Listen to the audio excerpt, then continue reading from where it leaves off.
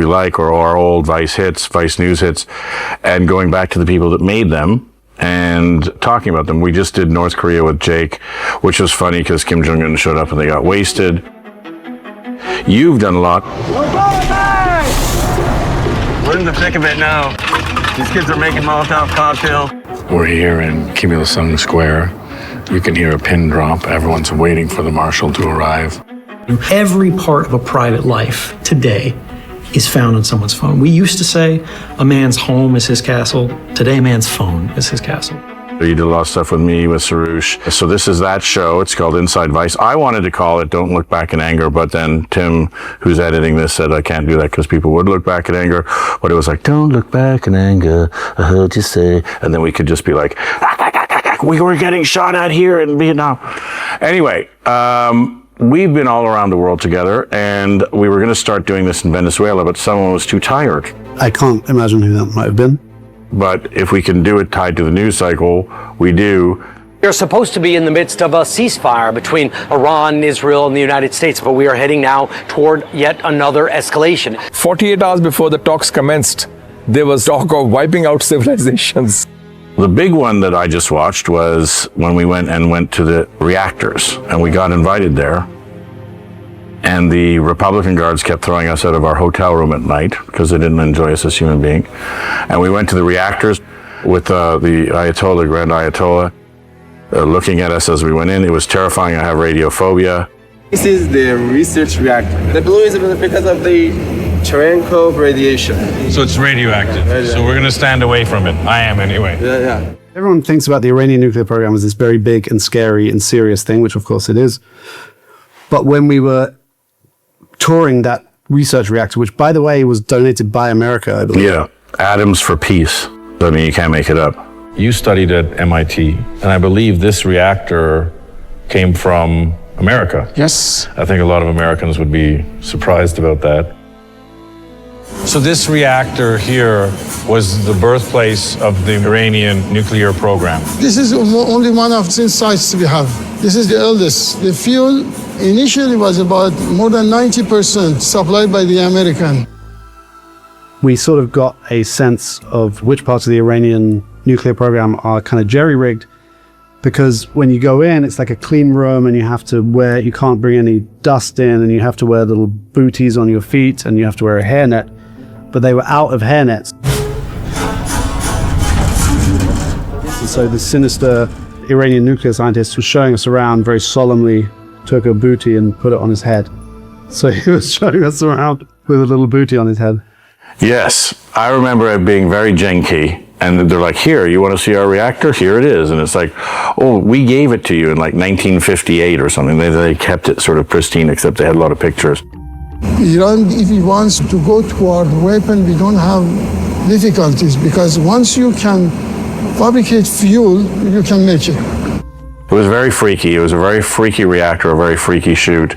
And I mean, I love Tehran, as we said, because everybody there has either relatives here in LA or in London, and they have satellites. So they know, it's sort of cosmopolitan in a weird way. And a lot of the Arab countries go there because of plastic surgery. And they have parties and events and stuff. But like, the protesting is nonstop. So the emotions are really ramping up here now. All of Trump's recent rhetoric has really increased the anti-American sentiment in Iran right now. The mosque.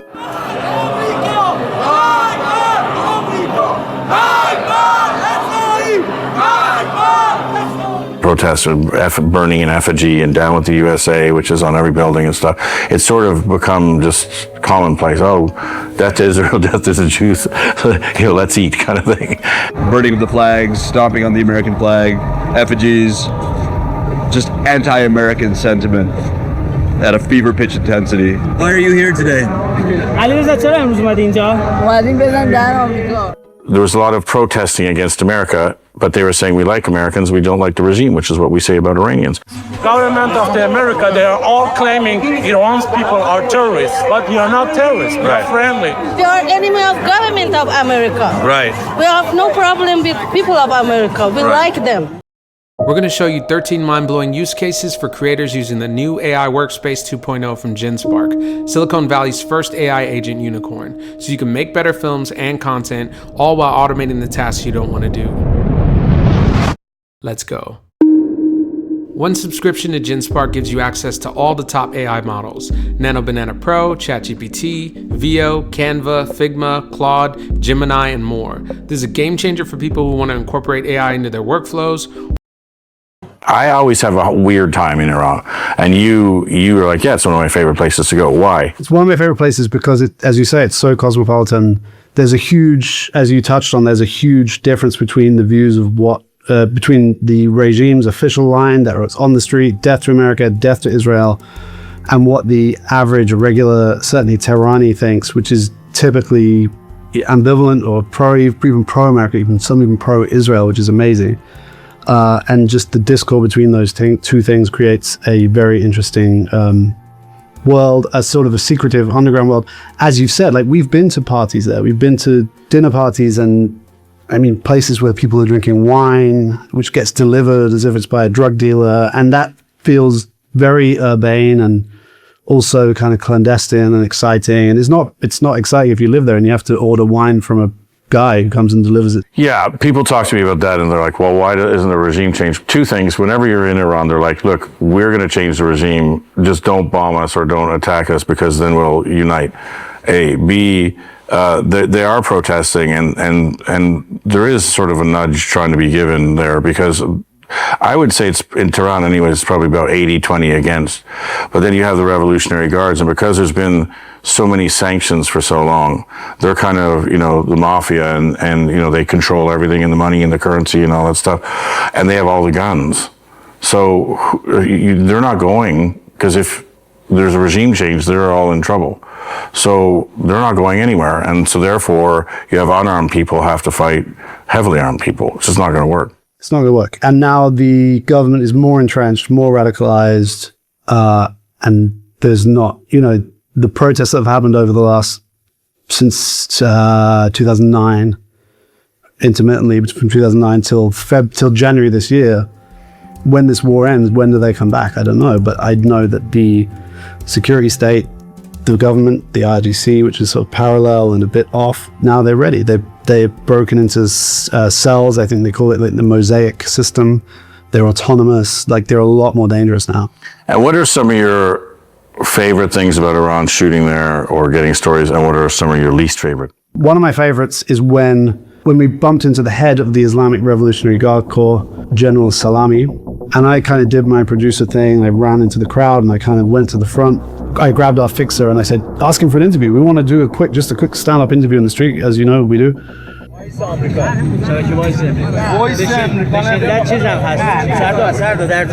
Our fixer turned to him and said, Vice News, USA, Vice News. He's from the USA. And the head of the IRGC, who, by the way, was assassinated by Mossad last year. Israel strikes on targets inside Iran and also on Iranians' military leaderships, the most important of which is Hossein Salami, who is the head of the elite wing of Iran's military. Looked at me, then turned to our fixer and said in Persian, what I'm sure is some kind of Persian saying. He said the dog is the brother of the fox, and walked away. Seriously? The Straits of Hormuz is in the news every day. Should we go for a swim? Yeah. What's up? Nice try. You guys went swimming and driving around and talking about it and whatever, which we'll show some footage of. So Iran is, with the current sanctions, Iran is banned from trading oil with anyone. But from the amount of tankers you see, wherever you see red lines on the tankers, that means that they are empty and that oil has been dropped off. So there's a lot of oil trading hands, and the Revolutionary Guard and that kind of naval warship right there is going around and patrolling. So Iran has made it very clear that regardless of sanctions, they will not stop selling oil to whoever wants to buy oil from them. It was weird and fun to swim in the Strait of Hormuz. We could see IRGC vessels.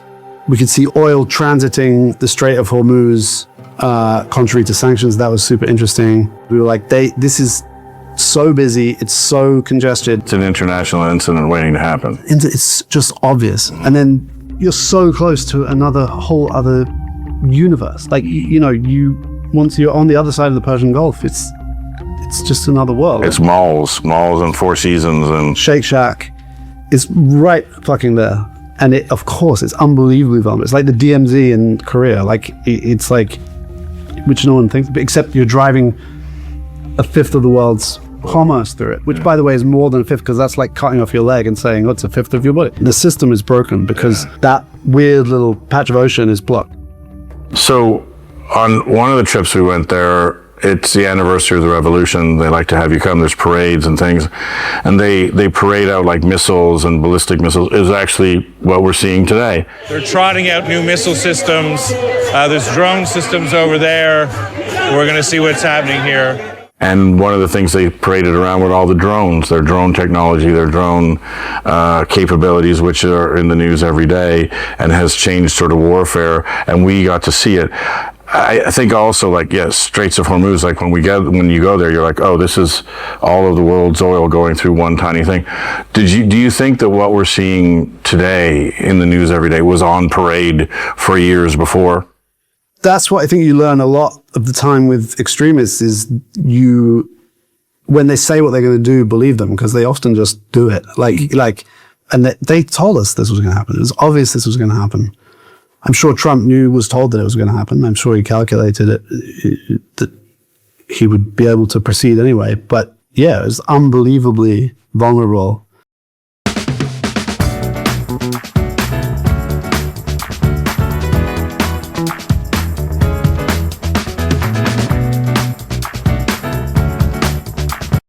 Yeah, we were there shooting, and there's just drones, and they're like, here's our drones. We can send thousands and thousands and thousands of these at you guys. Exactly the same point. Yeah, they're like, here are super cheap drones that we made. By the way, that's the amazing thing about Iran, a bit like North Korea, a bit like Cuba, Venezuela, Syria, is how sanctions force ingenuity on people. So like in Iran, half the cars you see driving around, they're Peugeots, supposedly, but they're made in Iran. They make their own cars. And they make drones that cost $3,000. Do you remember when Netanyahu showed us Shahid? That's the Iranian drone we shot down. It's got a wing here, fixed wing here. So this was an Iranian drone sent over Golan Heights. You shot it down. They then sent missiles and artillery to attack you on Golan Heights, and then you. So this was the start of everything. That was it. That was it. And you see it. The center was blown out by our interception, but these are the parts that come from the center. And I think it's the first time that we're showing this. Yeah, it's the first time. But that was the first time that one had ever been shown on camera. That was in the... It was the Israeli Defense Force had shot down Shahid drones that were trying to go into Israel and bomb in there, and we went and were the first ones to see them. And now the U.S. Army have reverse engineered that same drone. The Lucas drone, low-cost unmanned combat attack system. And yeah, that's the first time the US military has reverse engineered an enemy's technology since I think the 1950s when they reverse engineered some bridge. Okay, so to finish off Iran, favorite thing that you ever did there, or favorite memory of it, and least favorite? Food. Definitely very good food. I like a lot. My other favorite thing was meeting the metal band, Chaos Descent, in Iran, in Tehran. It was one of my favorite interviews I've ever worked on because they were so candid.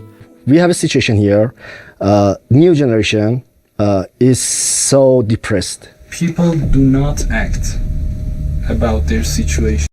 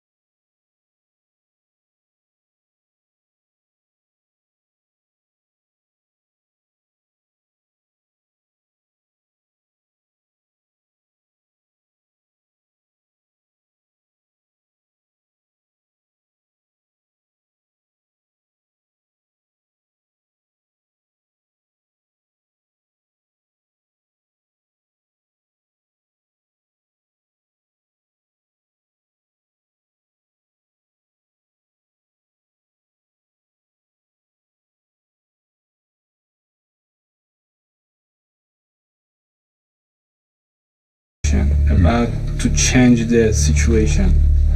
They just sit and watch the whole happening in the country.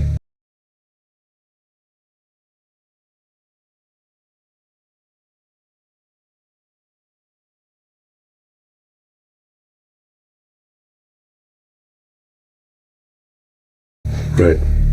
But do nothing. You could leave. Right? Yeah. Yeah. It's the only option. Right.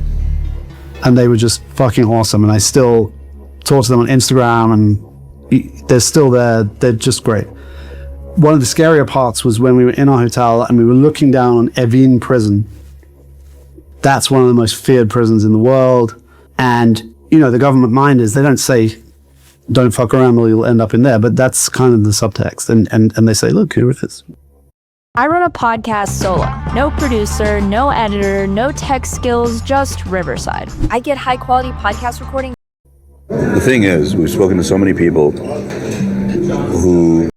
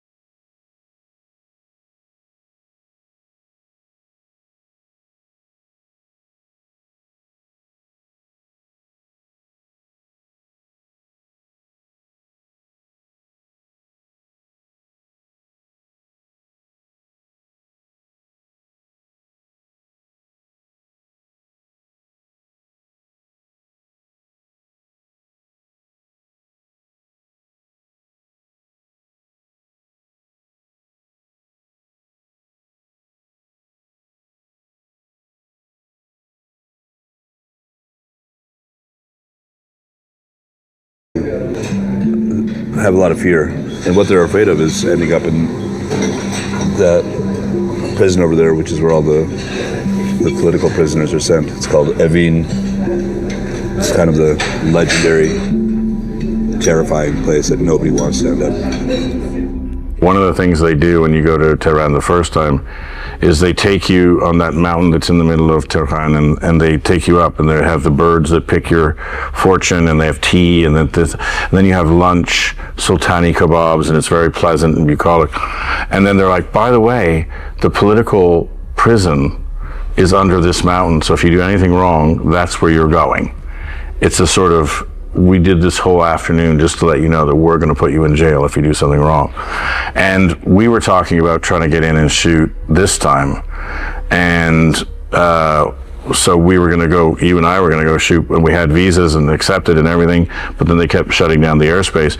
But I don't think what people realize is if you always have minders with you. And if you go off script or off piste, as I say, the people that you're with can be jailed or worse. And if you interview people or the people who are helping you or your fixers, they are in danger. Maybe talk about that a little bit. In a lot of the places where we filmed, the fixers, the local producers are the ones who are exposed to risk over long periods of time. They're heroes. They're complete heroes. If you look at Iran, there's not our usual producers, but someone I've been talking to recently. You know, you asked about protests, right?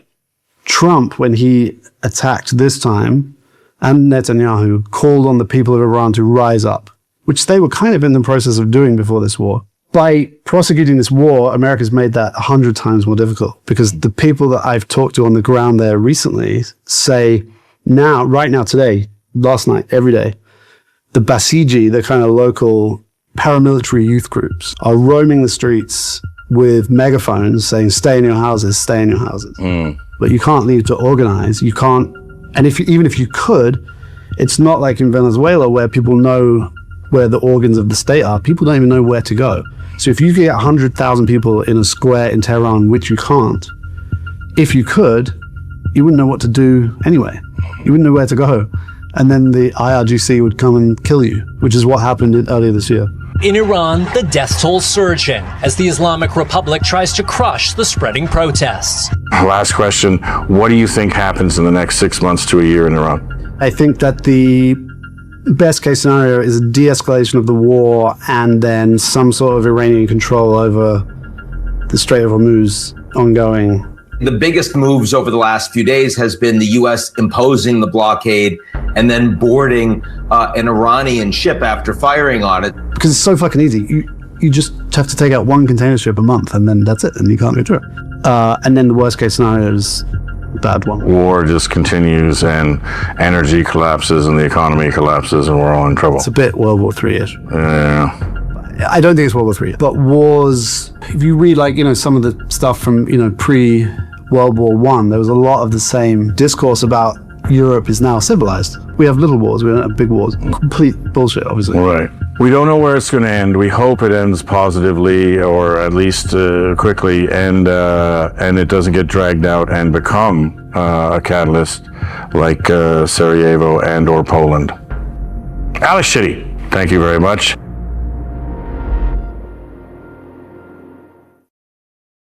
Well.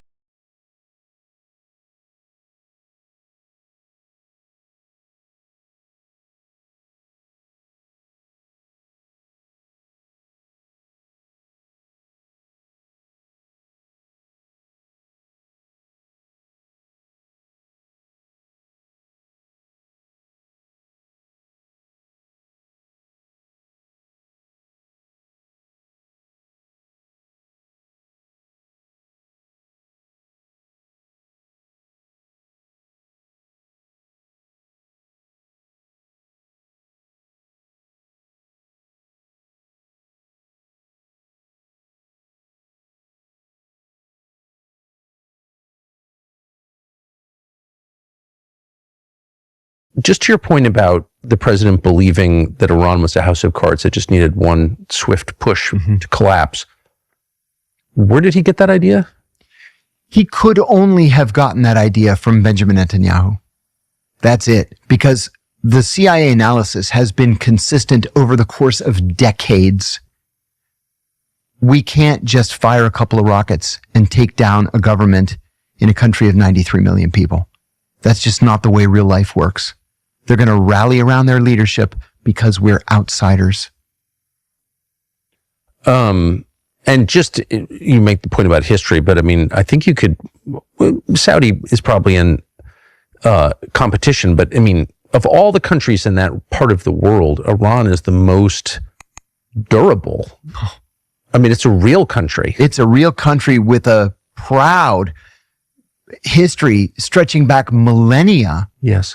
I have a lot of Iranian American friends, some quite close, and they never stop talking about the history to the point where I have to say, please, can we please talk about something other than, the Cyrus Persian the Great, please, and Xerxes, and I just can't anymore. I need a break.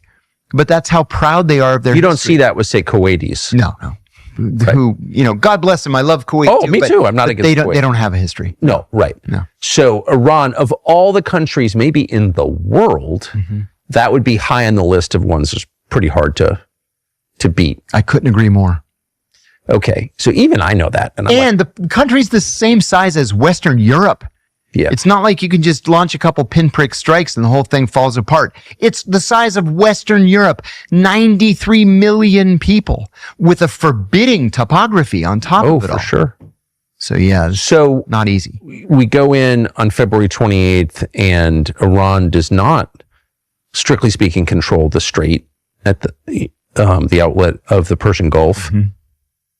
There's unimpeded shipping. The 6 Gulf states are thriving. Iraq, also in the Persian Gulf, is pretty peaceful for Iraq, or whatever. It's fine. We're not reading about it every day. Things are fine. Now they're not fine at all. How are they restored to fine? Only through diplomacy. That's it.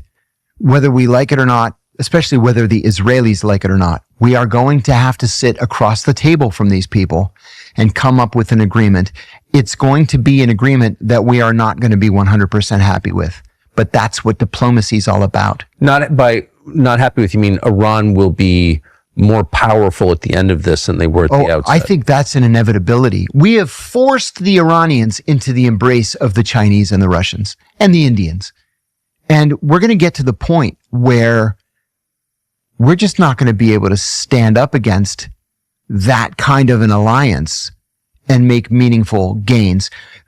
Just think about this. Iran is a BRICS country, right? Brazil, Russia, India, China, plus, South Africa and Argentina and Iran and a couple of others, South Korea.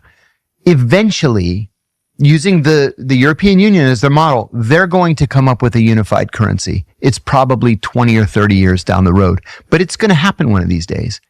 That will be the end of American hegemony in the region, because as things stand now, all oil transactions in the world, almost all, are done in dollars, right? The famous petrodollar.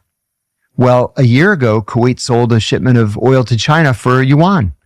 And the Indians, a week ago, paid for a shipment of... This is Pocket. I never go anywhere without it. At the tap of a button, it records... of oil in yuan. So we're already seeing the cracks in the dam. And then just blasting the place is only going to make this inevitability come sooner. I think it weakens us. I couldn't agree more. I think it's definitely the end of something profound. So, but what are our military options at this point? I'm not sure that there are any viable military options. I mean, God forbid we should target the civilian infrastructure. That's a war crime. It's actually very clear in international law. You can't bomb the civilian infrastructure. You can't bomb the electrical grid or the water treatment plants. You can't. We do, but it's a war crime. You can't do it. And so what are we going to do? Just keep blasting the IRGC? Okay, well, where's that gotten us? They're survivors. It hasn't led to the collapse of the government. So when are we going to finally come to the conclusion that what we're doing is just simply not working? Maybe we can wrest some concessions from the Iranians across the negotiating table. Maybe we can figure out how to use their closeness with the Chinese and the Russians to our benefit. I'm not really sure how, but maybe we can get there. But we're going to have to let the diplomats do what diplomats are paid to do. I don't think we have any left. No. I mean, all of these negotiations have been run by non-diplomats, real estate developers. I'm glad that you brought that up. I had made a mental note to raise that, and I forgot. We have almost no U.S. ambassadors in the 6 GCC countries: Saudi Arabia, Kuwait, Bahrain, Qatar, Oman, and the United Arab Emirates. Most of them were relieved of their duties a year ago and have never been replaced.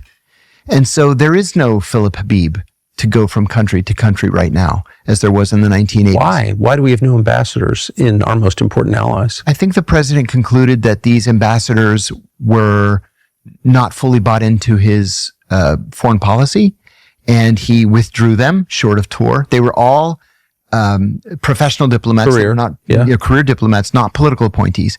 And the department just never named new ambassadors. It almost seems like this is an intentional effort to destroy the United States by our own government. Feels that way, doesn't it? Yes. The president said, well, two things. One, that we destroyed Iran's nuclear program in June. But you're saying that obliterated it. That there was no nuclear program. There was no nuclear program.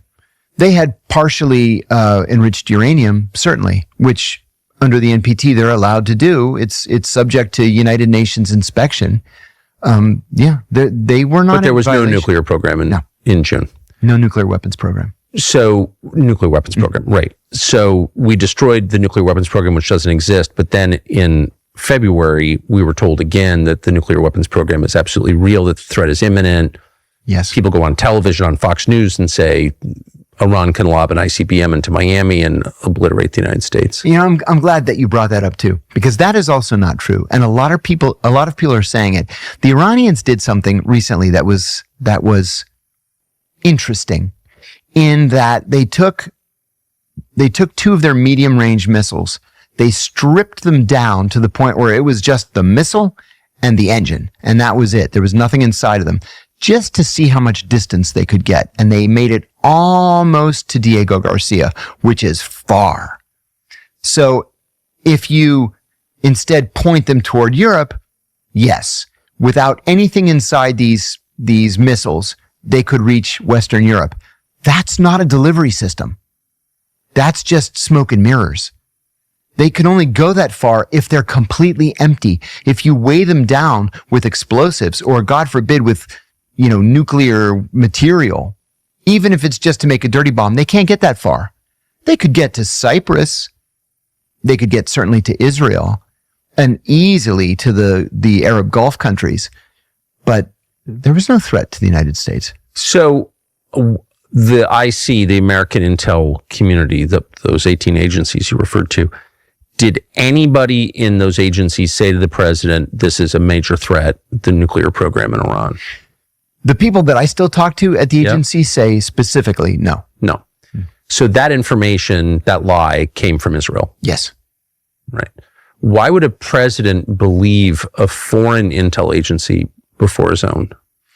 I don't know. That's really the $64,000 question. You recall in the first term when President Trump met with Vladimir Putin, he did not take his intelligence people into the meeting with him.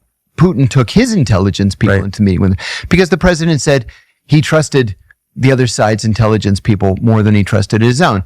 And I get it. I get that he believes that he was under direct threat from, the deep state and the John Brennans of the world. I understand that. But I'm surprised that feeling, that belief has held over all this way into the second term, where you would believe the Israeli information before you would believe your own people's information, especially when you know that the Israelis have a vested interest in you doing their dirty work for them. Well, there's been a lot of noise in the news lately, but none of it matters if you can't hear it. And there's no shame in that. It happens to millions of people every year. If you shoot a lot, you know the feeling.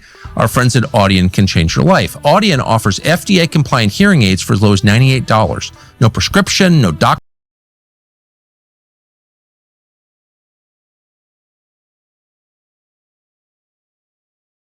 Zaxby's just dropped a whole new line of dry rubs, and they're not playing around. Who's got the sauce? Zaxby's. We're going to show you 13 mind-blowing use cases for creators using the new AI Workspace 2.0 from GenSpark. Silicon Or they one day they might vote against Israel, or they might even say something against Israel. No, they're blocked, and they're blocked, and they're blocked. Okay, now I'm going to tell you who you take into your country, and that's a cut it in half. And they have to be pre-approved by Israel. But Israel doesn't control America. The people saying that Israel doesn't control America are purposely lying to you. I know a lot of them actually mean well and they're ignorant. They've been taught that it's a trope and it can't possibly be true. Even if it's proven to you 200% over, they'll be like, no. I was taught that it was a trope. So if it's a trope, you can't even say it. You're not allowed to talk about it. You're not allowed to say it. In fact, you're canceled and you should be criticized and you should be banned. No, brother, no. I don't give a damn what you think is tropes. This isn't a trope, this is a fact. So at best, you're ignorant if you don't realize Israel obviously controls America and our government. And at worst, you're maliciously lying to the American people so they don't find out that Israel obviously controls American policy. So now we go back to the reporting. Immigration officers have also been told to scrutinize applicants who encourage anti-Semitism through rhetorical or physical actions. So we already covered physical actions. If you say that you are encouraging anti-Semitism, of course, any criticism of Israel is immediately called anti-Semitic. That's another giant lie by the people who are protecting Israel above all in this country. But and I could prove that's a lie too. 63% of Jewish Americans, 63%, they say they support Israel, but they are against the current Israeli government and their actions. Are they all anti-Semites? According to the US government, yes. Bow your head to Israel. They don't care if you're Muslim, Christian, or Jewish. You must bow your head to that foreign government.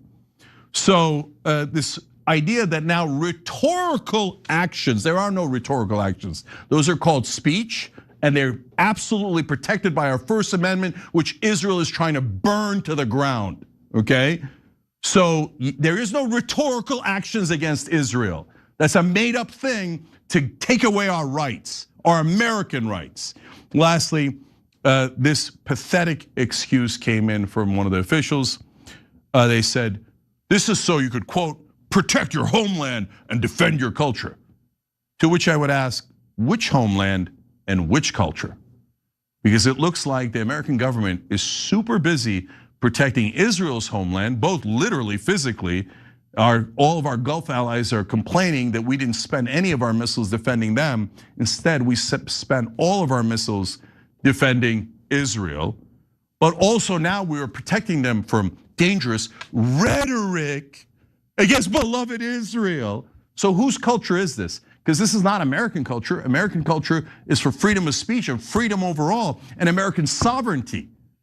No, this is Israeli culture, where Israel matters more than every other country in the world.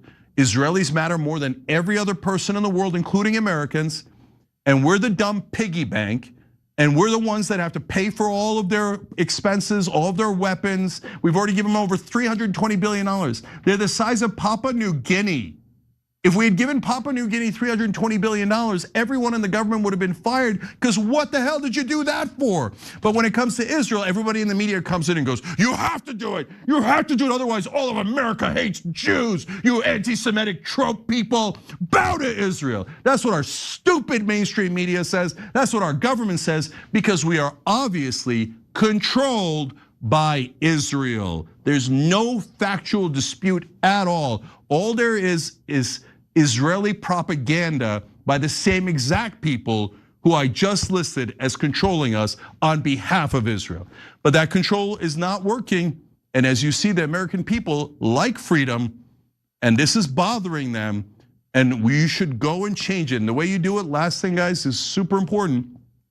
Whether you take our pledge at notanother.com, or you just have an internal pledge yourself, I don't mind and I don't care. But what I do care about is if these sellout, corrupt politicians continue to send your money that you had to work super hard for over to Israel to murder more people and to take their land, as they're doing in Lebanon right now, to both Muslims and Christians, they take money out of your pocket so that they could go steal more land in Gaza and Lebanon and make us go fight their wars and spend $8 trillion on the 7 exact countries they wanted us to attack. We attacked every one of those countries, and mainstream media is like, I can't figure it out. They wanted you to attack 7 countries, and you attacked all 7. And they gave to 94% of Congress.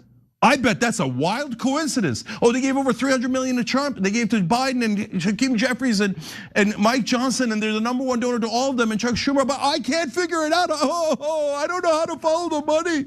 I'm a reporter. All I know how to do is kiss Israel's ass. That's all they ever taught me. That's right. You're among the people who are trying to control us. But guess what? The American people have news for you. We are uncontrollable. You will not be able to shackle us. We will demand and we will get our freedom back from the Israelis and the people supporting Israel in this country that have been trying to oppress us for much longer than you realize. And we're sick of that oppression. We're sick of the occupation of our government and of Washington, D.C. and of America, and we're gonna end that occupation. Young Turks.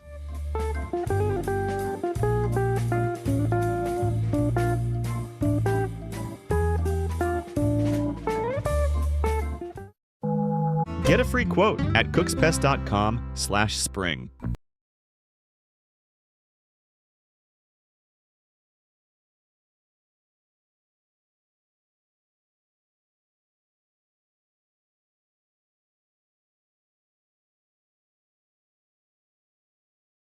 Well, last Thursday on his program, mind you, 2 days before the White House Correspondents' Dinner and the subsequent shooting or potential shooting, Jimmy Kimmel did a parody of the event.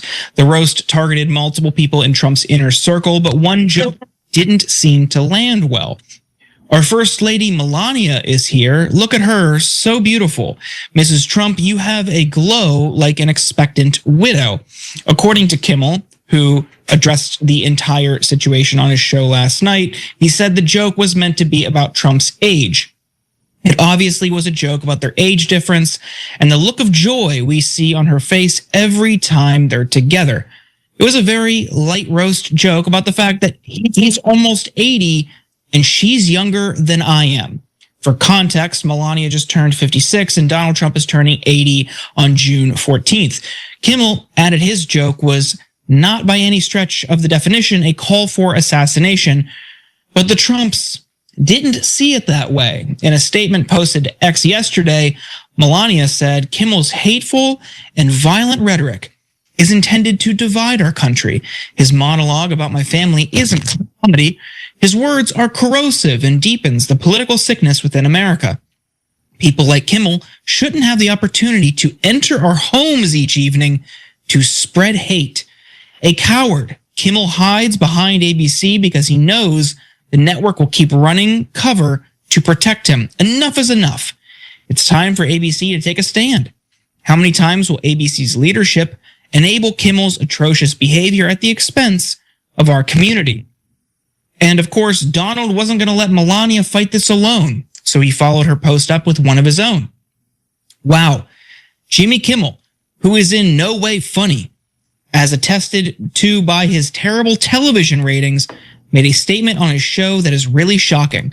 He showed a fake video of the First Lady Melania and our son Barron, like they were actually sitting in his studio, listening to him speak, which they weren't and never would be.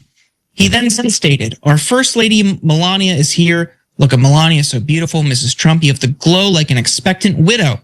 A day later, a lunatic tried entering the ballroom of the White House Correspondents' Dinner, loaded up with a shotgun, handgun, and many knives. He was there for a very obvious and sinister reason.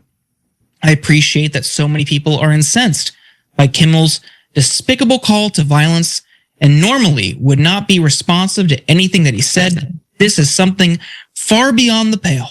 Jimmy Kimmel should be immediately fired by Disney and ABC. Thank you for your attention to this matter. And surprise, surprise, the FCC is reportedly prepping to review ABC's broadcast license. According to Brian Stelter here, the Trump-aligned FCC is... If we could get maybe one or two of you guys over on the full screen stream, it'd make my day. I got one more game. One more game. This would be the time to come over to the full screen. We would love to have y'all over here, man. It'd be absolutely fucking incredible. It'd be incredible. It's just might as well be Mac on Twitch. I put the link in the YouTube chat, guys. TikTok, folks, the link is in the bio. One more game. And let's make it a good one. We do have free drinks, Dr. Pepper, Sprites, root beers. Whatever you guys want, man. Whatever you guys want. I got a minute till rebirth, and then we'll do one more big one. And we'll end it out on a big win, hopefully, maybe. You work? I did for many, many years until I recently quit to do this full time. Big Mac Attack, thank you for the follow, Bubby. First time in the chat, welcome in, welcome in. John, thank you for the follow as well. Thank you guys for coming over, man. I appreciate it a lot.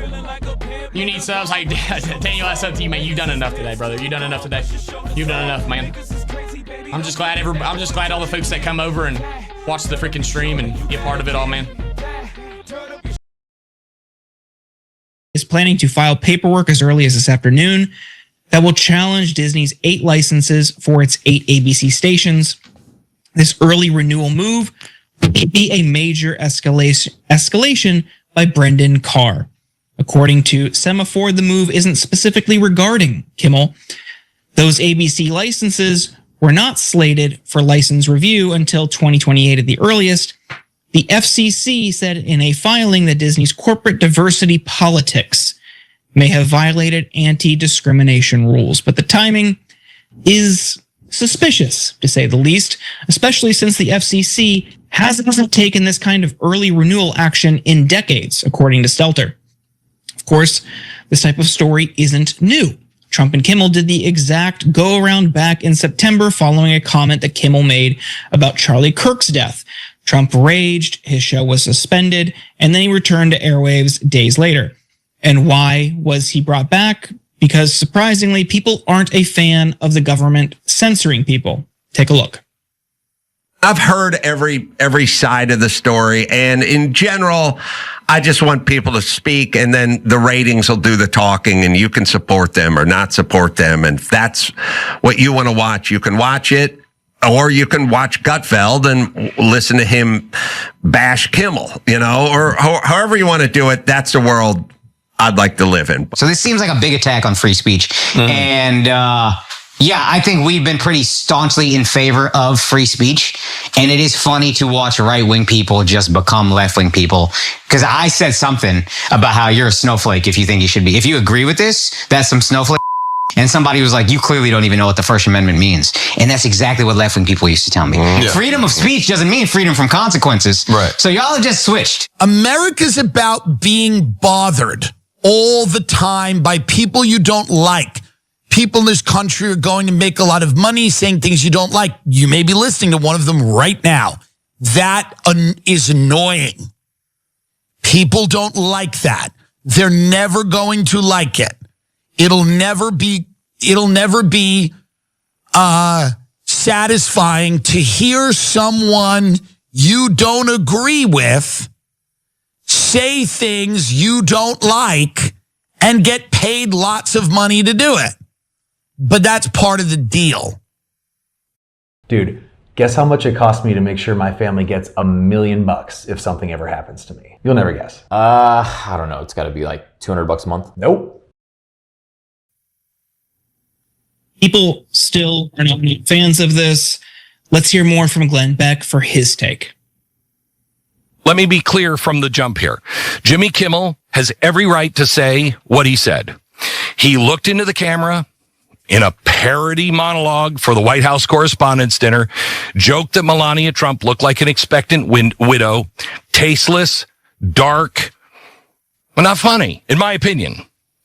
And one of the reasons it's not funny is it doesn't punch up, it doesn't punch down. It punches at the image of a woman standing beside her husband, who has already survived 2 assassination attempts, and 2 days later faces a third. It's just no reason for it. But the Constitution doesn't grade comedy on a curve. It doesn't care about comedy. It's really not about even comedy. It doesn't require jokes to be funny or not funny. It doesn't have anything to do with any of that. Kimmel has the right to say these things, and ABC has the right to air it. Free speech dies by 1,000 small enforcement actions dressed up as accountability. And Jimmy Kimmel obviously has the right to say what he said. You don't have to like it. You can try to fight back against it. The battle of ideas, Jank, the free speech arena is the only answer is more speech if you don't like it, I would argue. But it seems like the right clutches their pearls, gets sensitive, and their only answer now is censorship and silence whenever someone says something they don't like about their dear leader, Donald Trump. What do you think?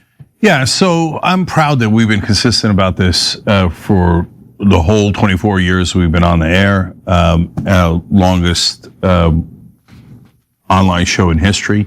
And whether Democrats are in power or Republicans are in power, we're for free speech. If speech offends you, go to a different country. That's your problem, okay? I don't really care if people are offended by the speech. So, and I live by that. I don't just say it for you, I say it for myself. Like Charlie Kirk said terrible things about Muslim Americans. So what? It's America. He's allowed to say it, okay? And I'm allowed to debate him on that. And I'm allowed to, fight him with everything I got on that. I agree with him on other things. So it's like literally the core of this country. So, and the reason I mentioned power is because whoever's in power always tries to block speech. That's why we have the First Amendment, because they knew that the government would try to block speech.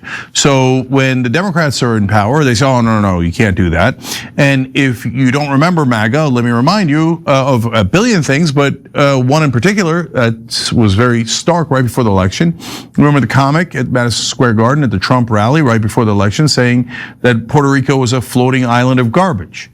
So at the time, Democrats are deeply offended, and they, wonder if he should be allowed to say that, et cetera. Although to be fair, no one tried to take anybody's license away.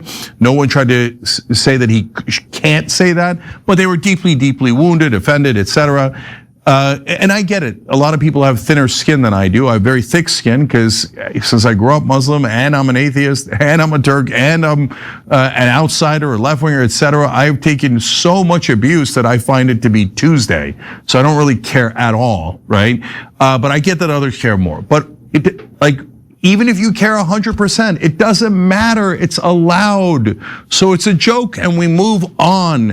And it was before the shooting, not after the shooting. So, but to me, Jordan, all that stuff is super obvious. Republicans being hypocrites, especially when they were so focused on freedom of speech in the 2024 election and in the 2020 election. Half of their conventions were about freedom of speech, freedom of speech. And the minute they get into power, you have offended Melania, the first lady. That's it. You should be banned. You should be fired. You made a joke about the president. If you can't make a joke about the president, that means you just can't make any jokes at all. No jokes are allowed. We'll be back with the news, but first I want to tell you about something that's made my day a lot easier, and that's Cook Unity. Cook Unity has helped me stay balanced and nourished with my everyday meals, especially when I run the company and I host a show. I have so little time to cook. They're the first meal delivery service bringing you high quality, locally sourced meals from award-winning chefs right to your door. Lately, I've been looking for something to eat between the tons of meetings I have throughout the day.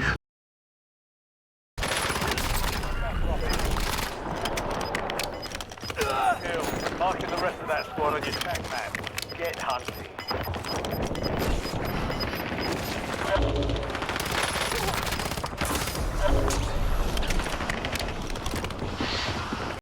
Kill confirmed. We've located the rest of them. There's a bunch right here.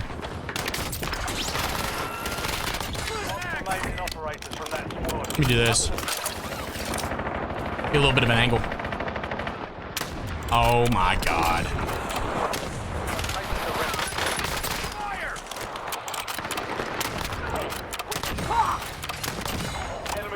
That worked out. That's what we wanted. More. Oh no, play. Stop playing.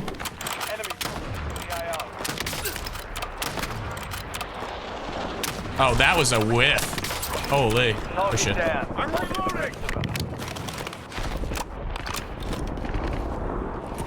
Did he get finished?